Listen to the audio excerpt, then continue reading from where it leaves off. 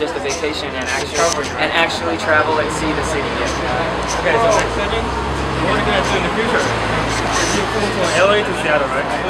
I didn't live in LA. I'm from New York. You're from New York? Actually, you know what? I'm not from New York. I'm from Miami. You really want to hear the story? Of course. Okay. I want to hear the story. You want to hear the story? I want to hear the story. In June 4th, 1982, that's where the story starts. I was born in Miami, all right? In 2001, October, I moved to New York, okay? In 2008, June 10th specifically, I moved to Hong Kong. Okay. So in June 10, 2008, I moved to Hong Kong. I've been there for 4 years. 2 days ago, what is today? Today is April 12th. So on April 10th, I moved back to New York. Yeah. So what about career-wise? Yeah, I think you're. What about career-wise? You know, because you moved out of Hong Kong, right?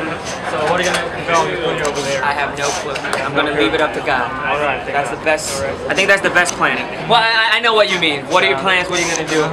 I say I'm gonna leave it up to God, and that's really what I believe. But just to give you a more specific answer, so you don't walk away like, oh, what kind of answer is that?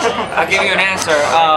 Well, obviously, the main thing moving me back to the States right now is I'm expecting a kid. Me and my wife are expecting a child. So that's top priority. But on top of that, want to do more projects such as music.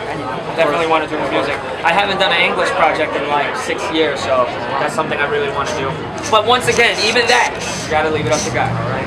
If that's what God plans for me, then that's what I will do. Okay, so last question. So what kind of advice would you give to the young people like you and what should they do? What advice? Yeah. I think it's really important to love what you do. Love what you do. What do you think of yourself? A journalist, a writer, a reporter? A reporter. That's what. Do you really love reporting? Of course. What do you love most about reporting? I like to write opinions about you. There you go. Yeah. Well, as long as you love what you do, then I think you're on the right direction. So my advice is, be it you, be it the singers tonight, be it anyone, be it my son one day, right? I mean, there's still a long time to go because he's not even born yet.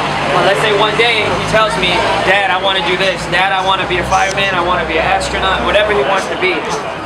I would want to support it, but the first thing I would encourage him, or I would make sure I put in his mind is, how much do you love doing this? Of course. Because I think that's really